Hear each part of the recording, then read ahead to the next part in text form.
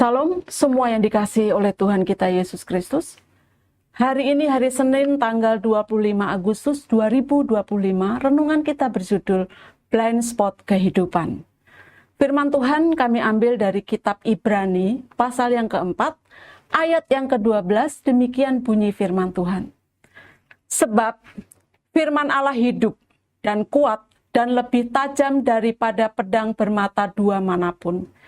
Ia menusuk amat dalam sampai memisahkan jiwa dan roh, sendi-sendi dan sumsum. Ia sanggup membedakan pertimbangan dan pikiran hati kita.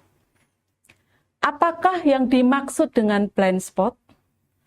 Blind spot atau titik buta adalah sebuah area yang tidak dapat terlihat oleh mata kita. Sementara dalam konteks iman kekristenan dapat kita artikan sebagai perkara-perkara rohani yang tidak terlihat oleh kita karena kekurang cermatan kita. Sebagai contoh, suatu saat teman saya bercerita tentang perasaan tertuduhnya ketika ia mengambil 2 buah cabai habanero. Ia menyadari bahwa ia sedang melakukan dosa mencuri. Akhirnya cabai itu dikembalikannya. Malam sebelumnya teman saya ini diundang ke rumah temannya. Ia menolaknya dengan berkata bahwa ia kurang sehat jika terkena angin malam. Padahal sesungguhnya ia malas pergi. Ia berbohong hanya untuk menolak ajakan temannya. Lalu saya berkata, mengapa ia tidak terus terang saja dengan berkata lagi malas, sehingga ia tidak perlu melakukan kebohongan yang tidak perlu seperti itu.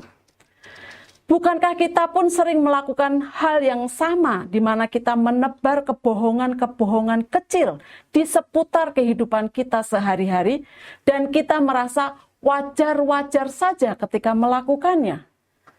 Seperti teman saya itu.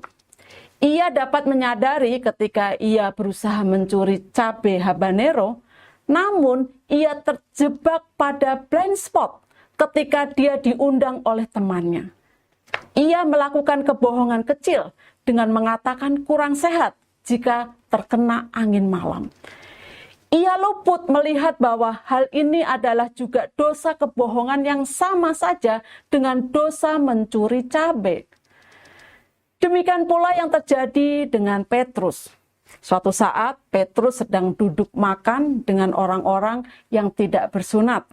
Namun ketika datang rombongan orang-orang bersunat, ia segera mengundurkan diri dan menjauh. Orang-orang Yahudi dan Barnabas yang bersamanya juga melakukan hal yang sama. Bagi mereka, ini adalah hal yang wajar-wajar saja untuk dilakukan. Namun, Paulus terang-terangan menentang kelakuan mereka yang munafik itu.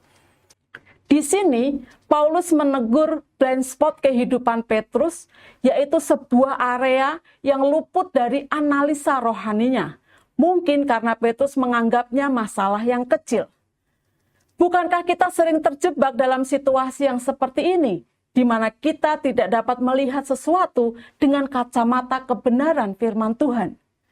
Disinilah pentingnya kita terus mempertajam dan memperdalam kepekaan kita dalam terang firman Tuhan, sehingga kita dapat menyikapi segala sesuatu yang terjadi dalam kehidupan dengan sikap hati yang benar.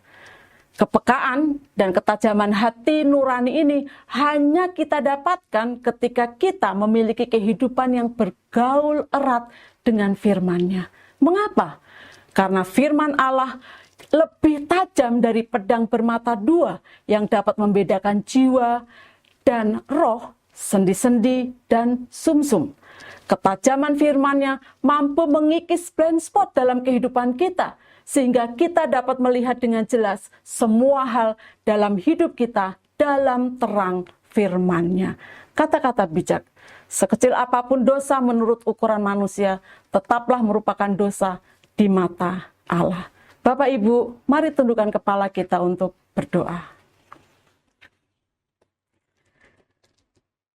Tuhan, tolong agar aku lebih peka dan taat kepada kebenaran firman-Mu, dan membuang dosa-dosa yang selama ini aku anggap remeh.